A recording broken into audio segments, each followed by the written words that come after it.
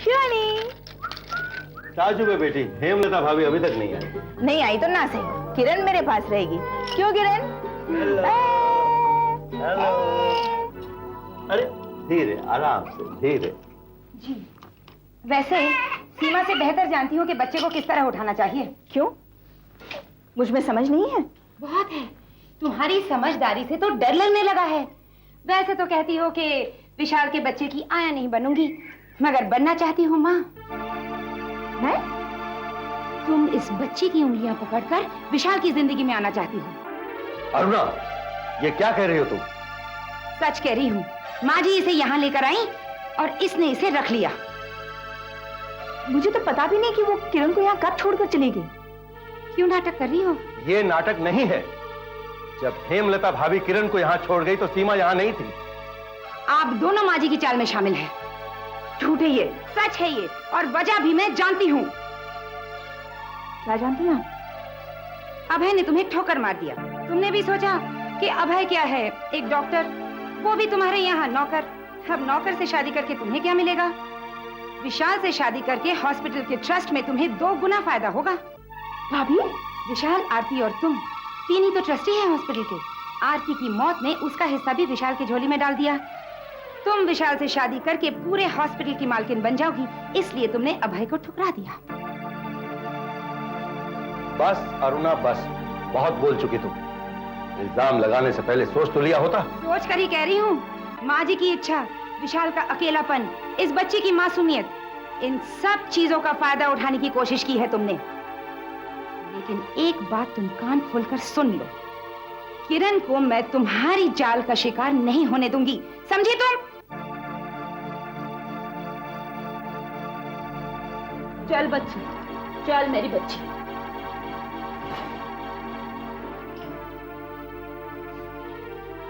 पापा, सब मुझ पर इल्जाम लगा रहे हैं ना?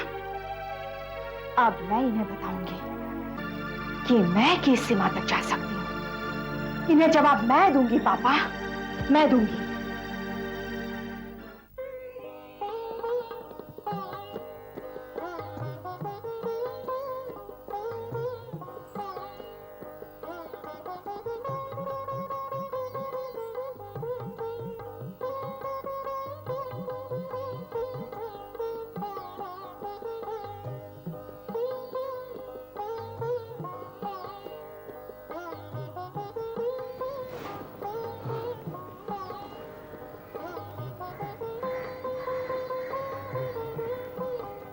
अरुणा, हाँ? बहुत हो गया ये लाड प्यार।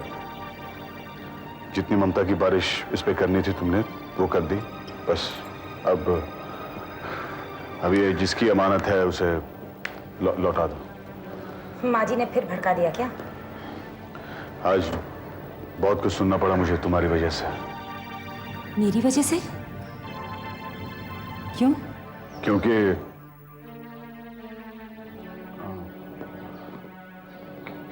तुम आरती की तरह कोई औलाद नहीं दे सके।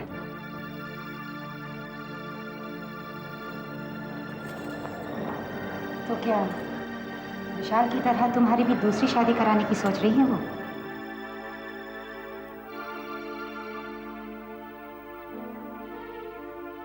अरुणा, कर लो। जमीन तो बदली नहीं जा सकती है ना, दूसरी जमीन ही ढूंढनी पड़ेगी। ढूंढो। तुम भी विशाल की तरह एक पत्नी और ढूंढो। ये बिना सोचे समझे कैसी बातें कर रही हो तुम? सालों बाद मेरी कमी कलंक बनकर सामने आई है शेखर। क्यों? सिर्फ इसलिए कि इस बच्ची को अपने से अलग करते हुए कलेजा फटता है मेरा। माँ जी विशाल को मनाने के लिए तुम्हें बहकाने लगी। अरे नहीं नहीं, ऐसी बात नहीं है। तो क्या तुमने कहा शेखर कि मैंने तुम्हें औलाद नहीं दी? क्यों कहा? इसे भी छीन लो, दूसरी शादी करके अपना वंश आगे बढ़ाओ तुम। मैं इसे हाथ तक नहीं लगाऊंगी। बस अरुणा, अरुणा नहीं, ये देखो अरुणा, मैं माँ से बात करूंगा, मैं उन्हें समझाऊंगा, लेकिन तुम चुप हो जाओ। हाँ?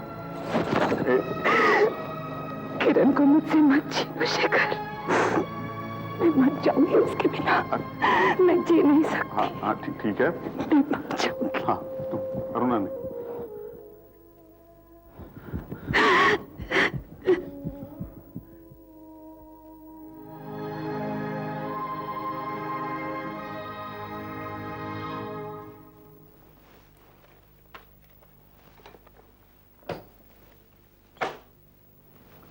किस सोच में हो भाई? क्या बताऊं, दो तरफ उलझ कर रह गई हूं। एक उलझन से निकलती हूं, दूसरी में उलझ जाती हूं। अब कौन सी उलझन है तुम्हारी? विशाल की जिंदगी संवारने के लिए अरुणा और शेखर के दुश्मन बन बैठी हूं। मैं समझा नहीं। मैंने सोचा किरण को विशाल के पास छोड़ दूंगी। पिता कितना भी करे, मां तो नहीं बन सकता। विशाल को पत्नी की जरूरत महसूस होगी तो सीमा की तरफ खींचेगा। मगर क्या? अरुणा किरण को छोड़ने के लिए तैयार नहीं है। वो सोचती है मैं उसकी ममता उससे छीन रही हूं। शेखर भी यही सोचने लगा है। मैं करूं तो क्या करूं? कुछ समस्याएं ऐसी होती हैं हेमलता, जिन्हें जितना ज्यादा हल करना चाहो वो उतनी बढ़ती जाती है। जो घर में हैं उनके बारे में सोचो, अब विशाल के बारे में सोच के क्यों हैरान होती हो? विशाल को मैंने शेखर की तरह अपने कोख से ही जन्म दिया है। एक बेटे को याद रखूं, दूसरे को भूल जाऊं, ये कहां का न्याय है? मां तो फर्क नहीं कर सकती। लेकिन दोनों को सुखी देखने की चाह में खुद को दुखी कर लेना अच्छी बात तो नहीं है ना हेमलता?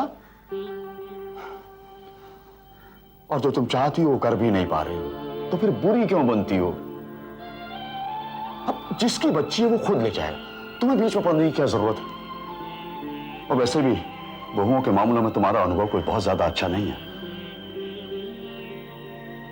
पता नहीं वो बहू नहीं बन सकी या मैं सास नहीं बन सकी, पर इस घर की जिम्मेदारियों से मैं मुंह नहीं मोड़ना चाहती। बेटों के सुख में इस परिवार का वारिस ढूंढना भी मेरा ही फर्ज है। वारिस ढूंढने का फर्ज नहीं है हेमलता, पोता पाने का मोह तुम्हें ये सब करने के लिए मजबूर कर रहा है। मैं तुम्हें भी दोष नहीं देता, क्योंकि मूल से ज्यादा सूद का मोह होता है। लेकिन फिलहाल ये सब भूलने की कोशिश करो। संगीता की शादी की तारीख पास आ रही है, उसकी तैयारियां करो। अरे संगीता से याद आया, आज तो राखी है।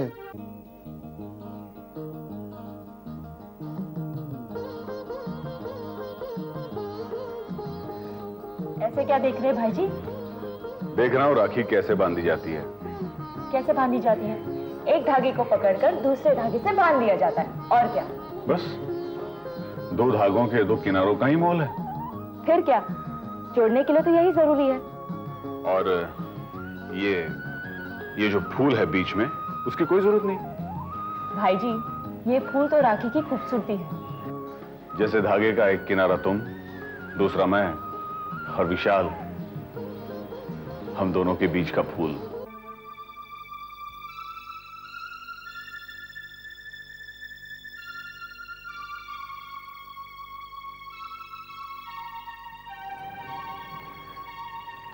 संगीता, क्या विशाल के बिना इस राखी के धागों की कीमत है? विशाल तो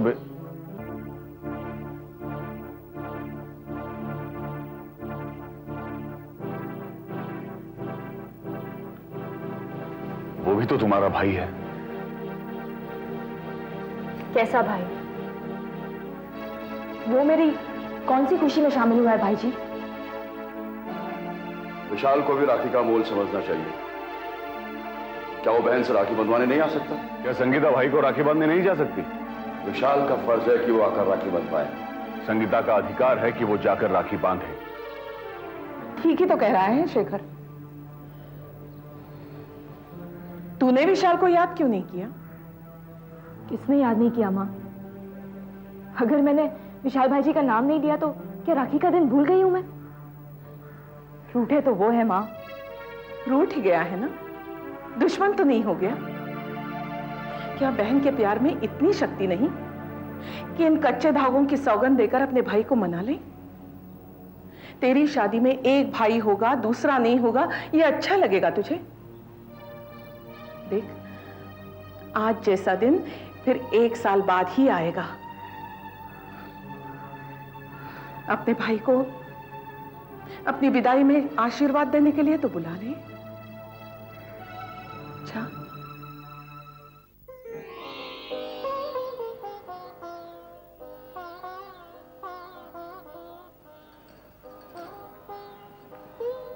आइए भाई जी।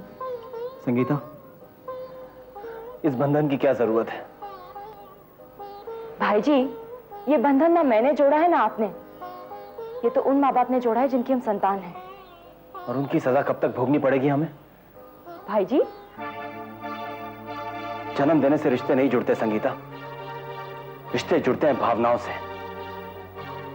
अगर दिलों में मैल हो तो ये राखी महज एक धागा बनकर रह जाती है। और मैं दिखावे के लिए राखी नहीं बंधवाना चाहता। दिखावे के लिए तो मैं भी यहां नहीं आई हूं भाई जी। इतना कुछ हो गया, तुमने कभी आकर देखा कि भाई जी रहा है या मर गया? तुम्हारी भाभी मर गई, तुम्हारी आंख से एक आंसू भी गिरा? कभी बुआ बनकर तुमने मेरी बच्ची को गले से लगाया? नहीं ना? तो फिर ये राखी बांधकर रस्म पूरी करने का क्या मतलब है? भाई जी, आपका गुस्सा अपनी जगह पर बिल्कुल सही है। मैं मानती हूं कि मैं आपके पास कभी नहीं आई, लेकिन क्या आप मेरे पास आए मेरा हाल पूछने? छोटी तुम हो या मैं? तुम्हें आना चाहिए था या मुझे? यही सवाल मैं आपसे करूं तो माँ और बाबूजी कितनी बार आए आपके पास आपको मनाने के लिए? छोटे आप हैं या वो? देखो संगीता, उनकी और मेरी लड़ाई उसूलों की है, और उसूल छोटे बड़ों की सीमा में नहीं बंधे होते। जो गलत है वो सबके लिए गलत है। क्या मेरा राखी बांधना भी गलत है? भाई जी, मेरा रिश्ता तय हो चुका है। कल मैं शादी करके चली जाऊंगी। क्या ये दर्द लेकर विदा हूं कि मेरा भाई मुझे बहन मानने से इनकार करता है? कहते हैं कि लड़की की शादी में तो पराये भी हाथ बटा देते हैं। क्या मैं इतनी बदनसीब हूं कि सगे भाई का आशीर्वाद तक नसीब नहीं है मुझे? संगीता, मैं आज के दिन तो आपको मेरे पास आना चाहिए था, लेकिन मैं आई हूं अपने भाई को मनाने। मुझे आपसे शगुन लेना है। चलिए, हाथ आगे बढ़ाइए।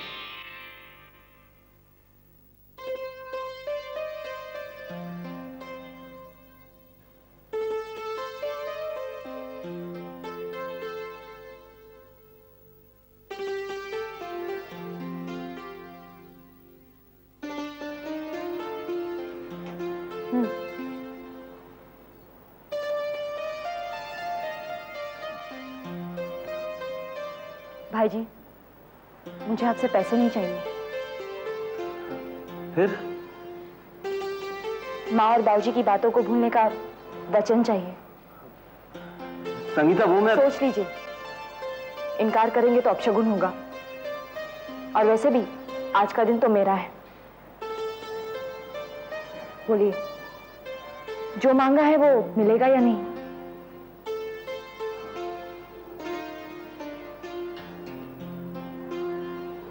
हाँ। Thank you so much.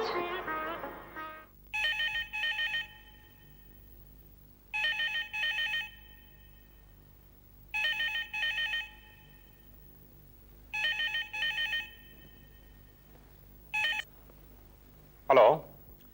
Yashwant ji नमस्कार। हाँ, नमस्ते नमस्ते। समधी जी, कैसे हैं आप? अब तो सब कुछ अच्छा ही अच्छा है। अब मुझे बारातियों की लिस्ट भेज देते तो बहुत अच्छा होता। हेमंत जी, मेरी तरफ से तो कोई बाराती नहीं आएगा, सिवाय हम 3 के और मेरी बहन। बस हम लोग आएंगे। क्यों? इकलौता लड़का है, आपका सर्कल भी बड़ा होगा। हाँ, वो तो है, लेकिन उन लोगों के लिए मैंने रिसेप्शन यहां पे रखी है ना, भाई आप पे बोझ क्यों डालो? अरे नहीं नहीं नहीं यशवंत जी, बोझ नहीं, ये तो आपका अधिकार और हमारा कर्तव्य है। समझी जी, शादी जितनी सादगी और कम भीड़ भड़के में हो उतना अच्छा है। यशवंत जी, हालांकि हम एक बार आपसे पूछ चुके हैं, फिर भी एक बार पूछना चाहते हैं, आपको कुछ और चाहिए तो? तौबा तौबा तौबा समझी जी, ये कैसी बातें कर रहे हैं आप? भाई बेटी दे रहे हैं, ये कोई कम है क्या? भाई हम तो सिर्फ ये चाहते हैं कि बहू हमारी इज्जत करती रहे, बस, हमें और कुछ नहीं चाहिए। अब तो वो आपकी बेटी है, आप जैसा चाहेंगे वैसा करेगी। अच्छा यशवंत जी, नमस्कार। जी नमस्ते।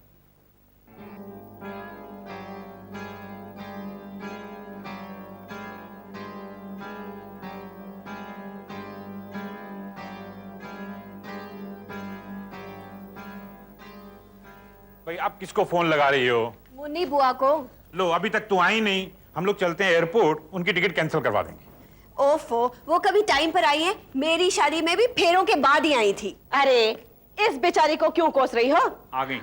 मुन्नी बुआ, अरे रिश्तों को क्यों बिगाड़ रही हो भाभी? नंद लगती हो तुम्हारी, मुन्नी जीजी कहो। अब तुम ठहरी जगत बुआ, इसलिए मुझे भी बुआ बोलने की आदत पड़ गई है। लेकिन तुम इतनी देर कहाँ रुक गई थी? पड़ोस की शादी में उलझ गई थी, दूल्हा दहेज मांग रहा था तो उसी को समझाने में पहली गाड़ी छूट गई।